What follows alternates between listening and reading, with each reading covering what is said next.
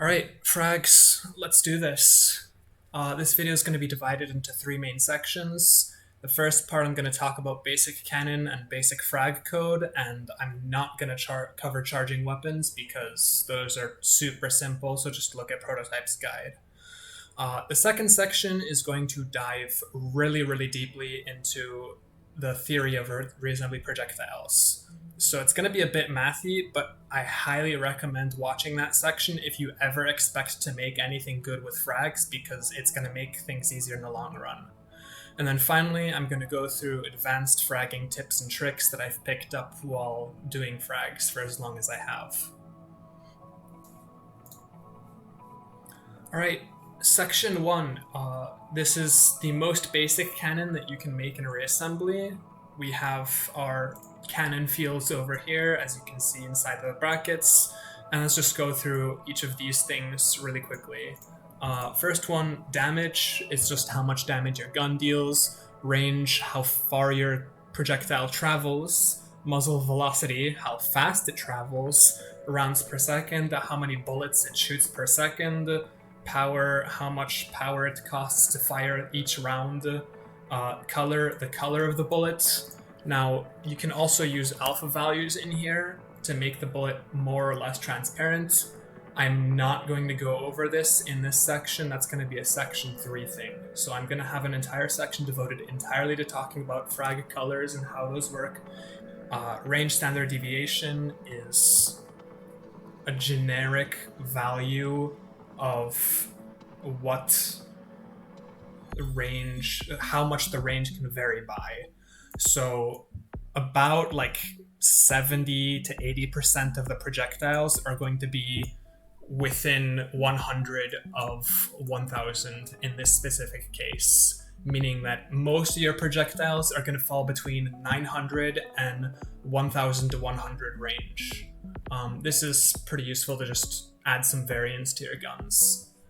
Projectile size is how big the projectile appears. Now, technically, you can only go by like integers or whatever, but there aren't any errors if you type in something like 0.001 and it is like marginally smaller. So if you ever want something to be like extremely tiny, this is something you can look into. But overall, this is just a guess and check value. Plug something in, reload the code, and see what it looks like.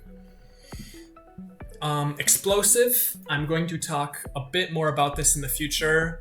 Right now, you need to know that there is enabled, final, and proximity, and friendly fire. Going through these in order, enabled makes the cannon explode when it hits the target. So that's going to be the explode radius on the same frag that you have this explosive tag on. Final will make it explode when it's hitting its target or when the bullet reaches its maximum range. So with enabled, if you go 1000 blocks or 1000 units without actually hitting anything, it's not going to explode. With final, it will explode no matter if it hits something or if it just kind of peters out of the range. And then proximity is kind of like final, except instead of whenever it hits anything, it also explodes whenever anything is within the proximity. So in this case, if you have like a spiky plant 10 reassembly units away from the proximity frag, it's going to explode and deal damage. Finally, friendly fire, pretty obvious there, it deals friendly fire. Then we've got explode radius, which is how big the explosion actually is. So just know that this is a radius, so as you increase this, the area gets like exponentially bigger. Spread is given in radians, and this is the angle that your gun, or actually this is half of the value that the bullet can fire in when you shoot in a straight line. So our spread right now is 0.05, which means the gun can go either from positive 0.05 to negative 0.05 radians from 0. And then recoil is another guess and check value. If you put in 0, that means the gun won't have any recoil. If you put in something higher, that means it will have recoil. And this is, once again, per every round. This is our first gun. As you can see, I set a red value for the bullet, so it shoots a red bullet. And then also what you can see is that I'm aiming at my mouse cursor, which isn't moving. But sometimes projectiles go before it, sometimes they go after it, and they never actually hit it because of the spread given.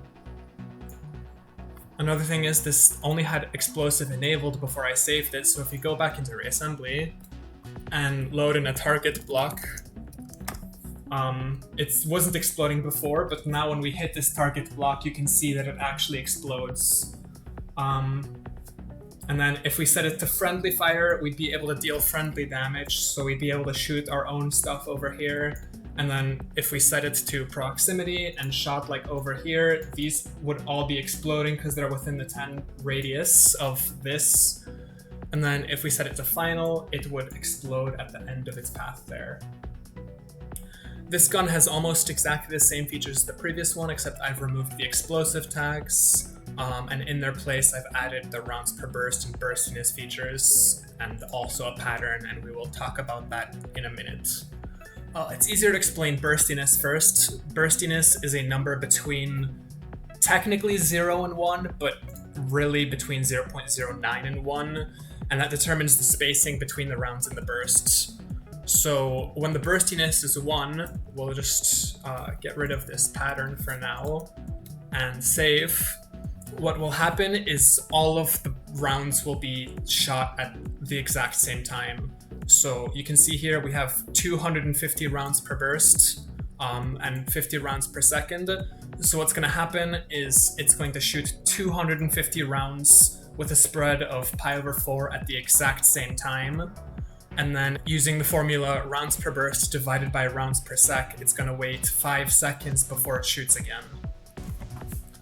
So if we look at this, you can see we fire 250 rounds, wait 5 seconds, and then fire 250 rounds again with a spread of pi/4. Obviously this isn't really balanced. You probably don't want to be doing something like this because it's gonna be laggy, but this is just for demonstration. Another thing is, I still have the standard deviation in there, so you can kind of see the projectiles ending at a slightly different time. Next thing to talk about is rounds per burst. This is obviously already explained how many bullets the gun shoots in a burst, and the gun still follows rounds per second, so once again we need to calculate using rounds per burst divided by rounds per second to see how much time the gun waits before shooting again. That's the equation for when burstiness is equal to 1. When burstiness isn't equal to 1, it isn't the same. You still have 5 seconds between the start of each projectile shooting, but now it's gonna like shoot for some period of time and then it's gonna stop, and then that period of time when it's stopped is gonna be less than 5 seconds. So just to quickly show you, if we set burstiness to 0.5, it's going to shoot all 250 bullets for half of the time, for 2.5 seconds. It's going to wait for 2.5 seconds, and then it's going to shoot all of them again. And as you get closer to 1, it's going to be closer to instant, and as you get closer to 0, it's going to be closer to just a regular gun without any burstiness or rounds per burst. Next thing to talk about is patterns. There's currently absolute, constant, random, spiral, and wave. Absolute, I'll talk about that a lot more in section 2, but basically it just makes the projectile not inherit any previous velocity. Constant will basically make the projectile only shoot at the spread given. So we're given a spread of pi/4, which means if I have just the constant thing over here and show this in reassembly, what ends up happening is I'm firing towards my cursor over here, but all of the bullets are traveling at pi over 4. So you can see that even as the gun rotates, I'm not being able to shoot my cursor. All of the bullets are going at a constant spread away from that. Next pattern is random. This is what is exhibited by default whenever you plug any spread into the thing. So putting random or not putting random doesn't really make a difference. The only reason I use random personally is if I have like a spiral frag before the random frag, and then I just put in random just so that the code is readable, so you can see like, okay, this one is spiral, this one isn't anymore. Next pattern is spiral, and this will evenly distribute all of the bullets. So let's make like a rounds per second 6, rounds per burst 6, and burstiness of 1, which will shoot 6 bullets every second at the same exact time, and make that just spiral, and show this in reassembly. So here, when I press the trigger, you can see I get 6 equally spaced bullets every time I pull the trigger.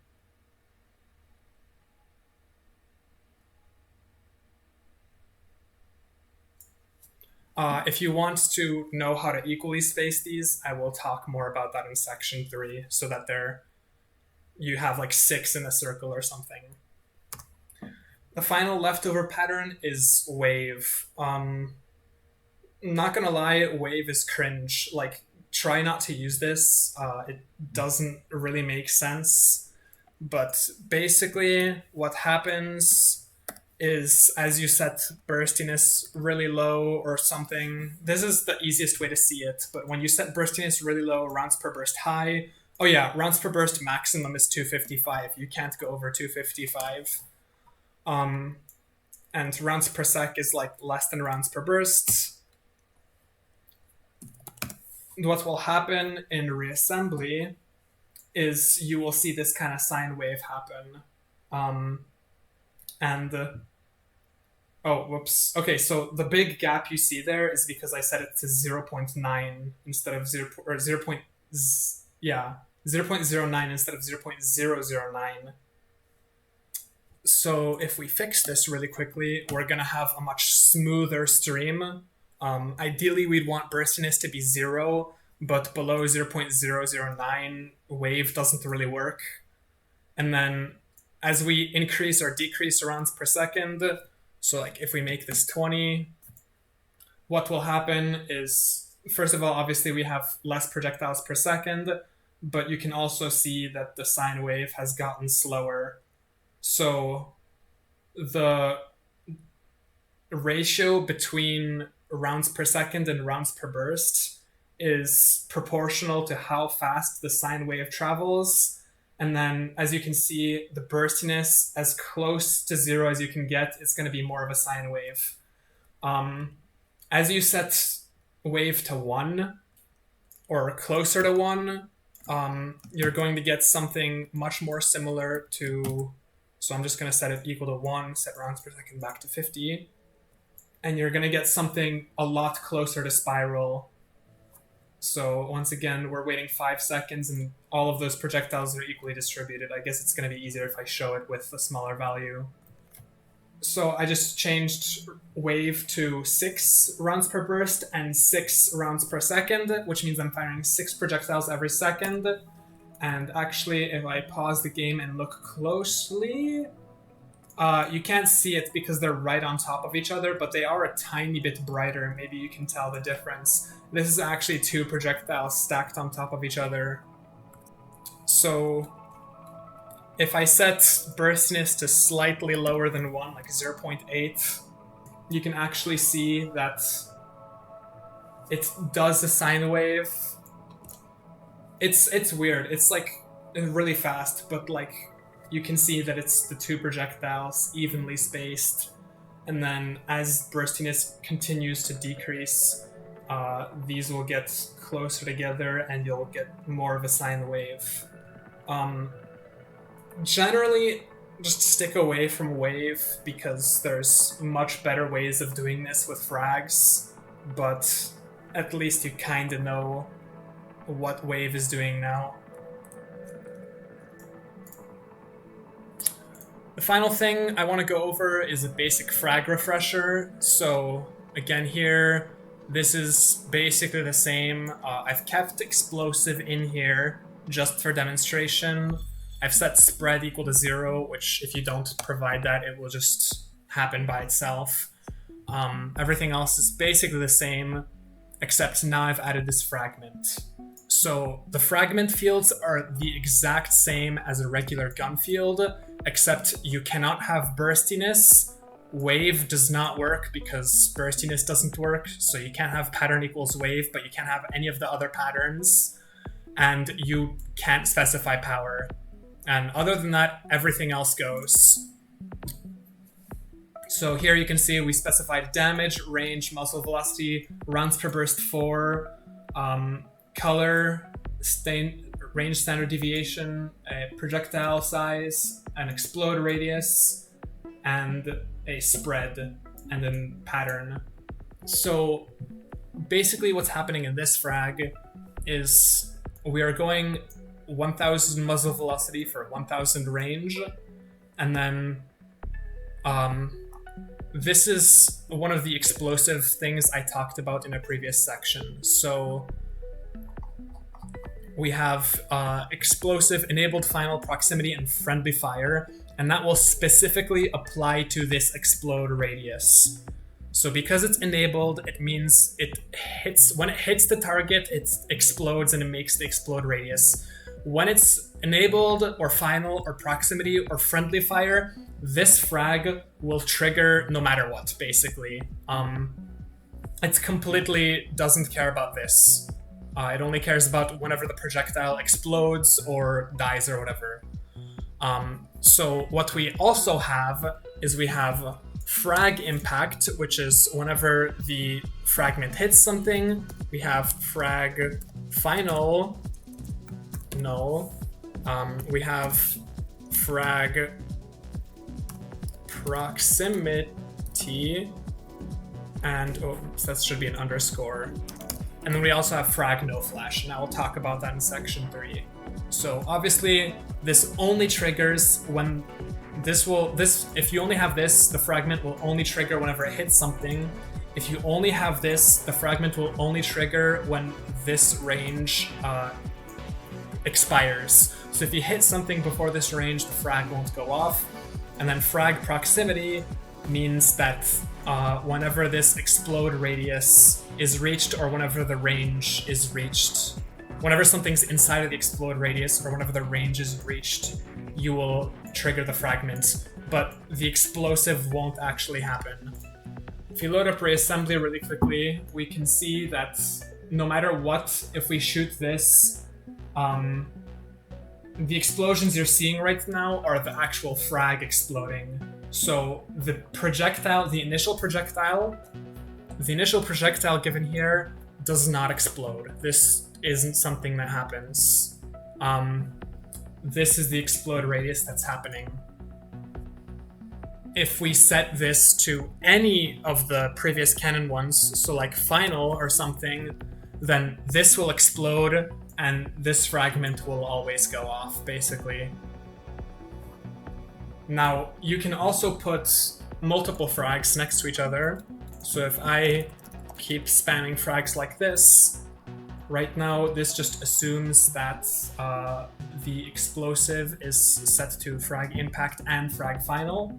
So what ends up happening is anytime any of these expire, whether they hit something or whether the range just comes out, this next frag is going to get triggered. One thing to remember though is that as you have this cannon bracket over here, each one of these fragment brackets needs to have its own bracket at the end here. So 4 fragments, 4 frag brackets, and then 1 cannon bracket. But yeah, that's fragments in a nutshell. Now this is the start of section 2. This is going to be pretty mathy, but please don't skip it because I think it's going to be extremely helpful. First things first, projectiles in reassembly run as discrete time vector math.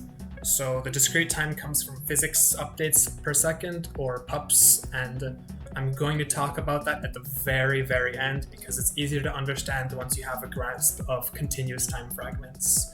So we're going to talk about continuous time vectors first, and I'm assuming continuous time, and at the very end I'm going to talk about how it actually looks something like this. So in case you haven't been paying attention in math class, a vector is something with magnitude and direction. This is probably what you've been introduced to. You have an x and a y, and that's your vector. It travels for x and y in a straight line. And because of how frags are defined in reassembly code, we're actually going to use polar coordinates for this. So what we have instead of x and y is we have a magnitude and a degree angle in radians. You can convert the two, but once again, because of the PUPS system, it's gonna be an approximation. And I mean, this makes perfect sense for 99.9% of everything you're ever gonna do with frags. In our case, the magnitude is given by muzzle velocity, so that's this red line over here, and the direction is given by spread in radians. So if we have a spread of pi/4, the projectile can end up anywhere in this arc, basically. Notice I'm not talking about distance right now or range because that will come up later. The only thing we care about is magnitude and the spread. So anything else doesn't matter. Magnitude is how fast the projectile travels, and spread is basically where it goes. The easiest way to get into frags is to just slap pattern equals absolute on everything, which means that it's going to ignore this magnitude of the red thing. So using our example from before, if we put a frag on this cannon, the original cannon with pi/4 spread and magnitude of something, and then if we put this new frag has pattern equals absolute and constant with an angle of pi/2 or 90 degrees, you can see that because it was originally traveling this direction, kind of along this red path, 90 degrees from the red path is going to follow the blue line. And if you ended up somewhere else on this arc, it would follow one of the green lines. Now, do note that because the frag has constant muzzle velocity, right, you can't really give a muzzle velocity standard deviation. The magnitude of the blue and the green lines should be the same. I just drew it like this to take up less space. Biggest problem with the absolute tag is that the magnitude is not inherited. So when making frags that just make a huge AoE effect, it's absolutely fine, or even better to make the absolute tag to make the projectile do actual like circle AoE. But if you're making bullets or if you're making weapons where the bullet curves, or if it's going through like multiple stages before it hits something, or even if you're like trying to get like some pierce thing going on, you basically cannot use absolute frags. And the reason for this is that the velocity of the ship itself adds to the magnitude of the vector. So the video that's been playing right now has two guns on a moving ship. The code for the two guns is identical, except the code for the top gun has an absolute tag, whereas the bottom gun does not have an absolute tag. So if I slow down the video, you can actually see that the top gun fires from the absolute point in space shown by like the red flash up there, versus the bottom gun fires kind of with respect to the ship.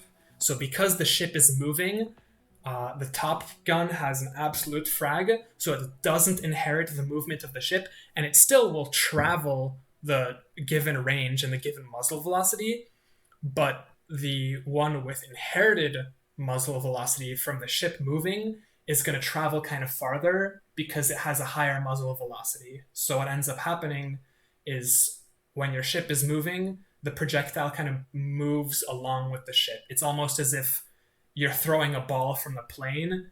If you threw the ball from the plane with absolute, you'd be able to throw it, but you wouldn't be able to throw it faster than the plane. So just instantly come back and hit you in the face. But because the way physics works in real life, you inherit the velocity of the plane. When you throw that ball, not only is it traveling at the speed of the ball, it's traveling at the speed of the ball plus the speed of the plane that you're on. This plane was probably a bad example. It makes more sense to be on top of a car, but you get the point.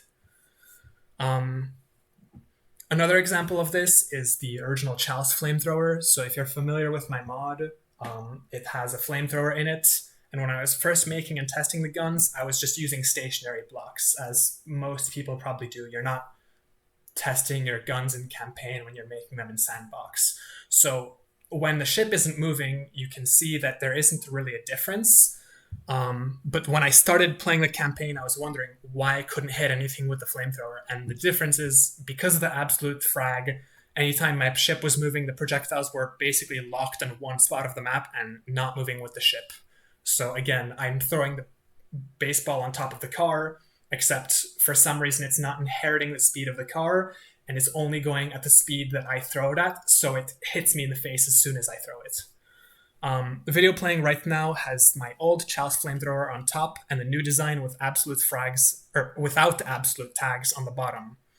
So you can see that when the ship starts moving, the guns look the same, but as it's like fully accelerating, then you can obviously see that the upper gun isn't going to be hitting anything in front of it. You might have more luck hitting stuff behind you than in front of you with that gun.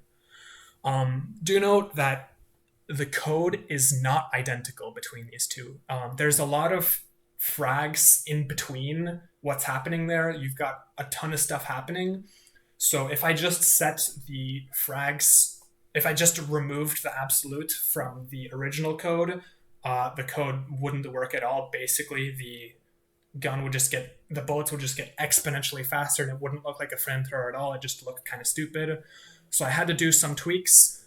But the important thing is that with absolute, projectile velocity isn't inherited, but without absolute, you can kind of see that even though I'm moving the ship at a pretty considerable speed, all of that range or all of that muzzle velocity is being inherited, so we don't have to worry about like chasing after a ship and not being able to hit it. So this is where things start to get interesting.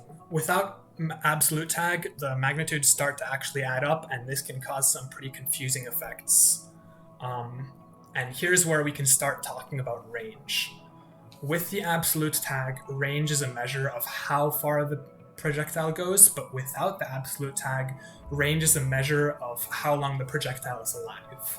So if we're given a range R, we're looking at a frag right now. If we're given a range R and we're given a muzzle velocity for the frag stage VM, so this is defined in the fragment here. Fragment equals open parentheses, damage equals whatever, range equals R, muzzle velocity equals VM. The actual muzzle velocity is going to be different than the given muzzle velocity for a lot of the time. So to calculate true range, we need the actual projectile speed, the given range, and the given muzzle velocity.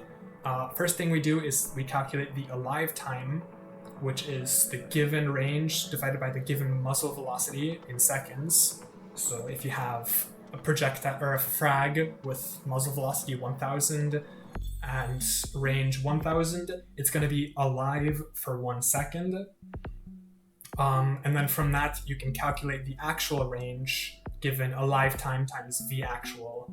So if you sum up all of the previous frags and you end up with a bullet that's currently traveling, like again in the Chalice example, the ship is traveling at like 1000 muzzle velocity, which totally isn't true. Ships are extremely slow in this game. But let's just say, for the sake of example, that the actual muzzle velocity is... the ship is traveling at 1000 muzzle velocity, and plus this current frag is traveling at another 1000 muzzle velocity. The actual muzzle velocity is going to be 2000. So the actual range, because we're alive for 1 second, but we're traveling at 2000 muzzle velocity, we're actually going to be going for 2000 range instead of the 1000 range that you typed into the frag. In this example, the ship is moving along the black line, so right over here, and fires a 1000 muzzle velocity projectile with range 1000 along the green line, so right over here. And then if we do some vector addition, we can find that the actual projectile path ends up being this red thing, assuming that the center of the gun is the origin.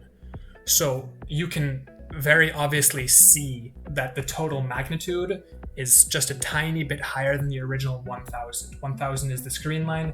This red line is a bit longer. I'm just going to assume that it's 1100. Now, obviously, when you're making actual frags, you're going to want to calculate that if you care about where your frag is going. But for this example, we can just assume that this has 1100 magnitude.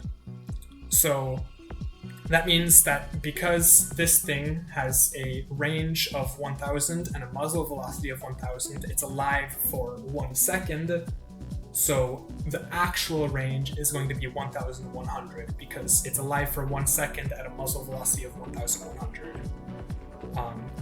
In general, you can see by this example that you can assume the ship is stationary when working with frags, unless the magnitudes of the frags are extremely slow. You can ignore the ship's movement, taking into account, because again, if you don't use the absolute frag, or if you don't use the absolute tag, this ship movement will just automatically be taken into account for whatever you do. In this next example, I'm going to show you a case where alive time is super important. So in this example, we have a cannon firing a red projectile that has muzzle velocity and range equal to 1000, and the green frag has muzzle velocity and range equal to 1, and it also has a pattern equals constant with spread pi over 2, so 90 degrees. So we can also assume that the ship velocity is negligible because, as stated before, we don't really care about it when we're making our frags. In this case, the true magnitude and true range of the first projectile, so this red one, are the same as the given range and the given magnitude because, apart from maybe the ship moving, which we've assumed is stationary, nothing's happening beforehand. So on our actual projectile travel graph, we can draw the first line as shown. We're moving 1000 range at 1000 muzzle velocity. Now we have to find the magnitude of the green frag. So again, we do some vector addition to find this blue line over here, and we can calculate that the alive time is 1 second, given that we have muzzle velocity equal to 1 and range equal to 1. So we can take the magnitude of this blue vector, and I mean, because this is 1000 and this is 1, you can do the Pythagorean theorem, but really this comes out to so close to 1000 that it really doesn't matter. So I'm just going to use 1000 for the actual magnitude of this, and what ends up happening is this thing now has a magnitude of 1000, or sorry, actual magnitude of 1000, and therefore an actual range of 1000. So you can find that because this 1000 actual range happened, we are at a slight angle because of this green frag, but the angle is very small. So you were thinking originally we have a cannon that travels for 1000 range and a cannon that travels for 1 range. Intuitively you think, oh yeah, this is going to go for 1001, but actually it's going for about 2000 blocks distance. So yeah, this is what our frag would look like. One very important thing to note is that the projectile itself, even though it's traveling in almost exactly a straight line, it's traveling in this blue line, the bullet itself is facing upwards as shown by the green arrow. So if I add another frag to this one, if I add a frag with 1000 muzzle velocity, 1000 range, and pattern equals constant with a spread of pi over 2, what's going to happen is, because it's traveling in this way, pi over 2 from up is to the left. So we have our new frag kind of traveling in the left direction with 1000 range and 1000 muzzle velocity. And again, we can find that the alive time of this frag is 1 second. And if we go back to this graph, and if we draw in our imaginary black line, you can see that all of these vectors, the red plus black plus green, is actually going to add up to just the green vector. So what you end up happening with is a projectile that has a lifetime of 1 second, and it travels for 1 range upwards. And if you don't understand this example, leave a comment, but I really think you should try and visualize how this is working before you do that, because this is a great learning experience. And if you can understand why this happens, why when you add a projectile in this direction with 1000 range and muzzle velocity, it will kind of just move upwards when you don't have any absolute tags. Finally, we're going to end where we started, and we're going to talk about physics updates per second, or PUPs. So when making frags, 99% of the player base has their PUPs set to 90. I don't know why, but that's just the number that everyone gives. And I mean, I think that's what most people run their game at, so it makes sense that it's just do your frags on the discrete time system that everyone's going to be running. And it's a pretty good sampling speed that works for most frags. But because it is discrete system, all of the math that I talked about in the previous slides is approximated. So as an example, if you have a projectile traveling at 3000 muzzle velocity with 90 PUPs, you're only going to be able to, the computer's only going to see the projectile at ranges with an increment of 3000 divided by 90. So the muzzle velocity divided by PUPs, so 33 reassembly units. And the code is usually pretty good at handling this stuff, but like it can't see the projectile for every 33 reassembly units, which isn't a terrible amount. But like, let's say now that if we have a muzzle velocity of 9000 and you shoot an interceptor, that's going to skip 100 reassembly units, because 9000 divided by 90 PUPs is 100. So it only samples the bullet every 100 reassembly units, every range of 100 basically. Which means if you shoot at this interceptor with a projectile speed of a muzzle velocity of 9000 and it skips every 100 reassembly units, there is a very high chance that you're just not going to hit the interceptor at all, because the interceptor is, I think, 90 reassembly units long. As a general rule of thumb, most people in the community say keep your projectile speeds below 3,000 to 4,000. There are some exceptions to this, but once again, that is section 3.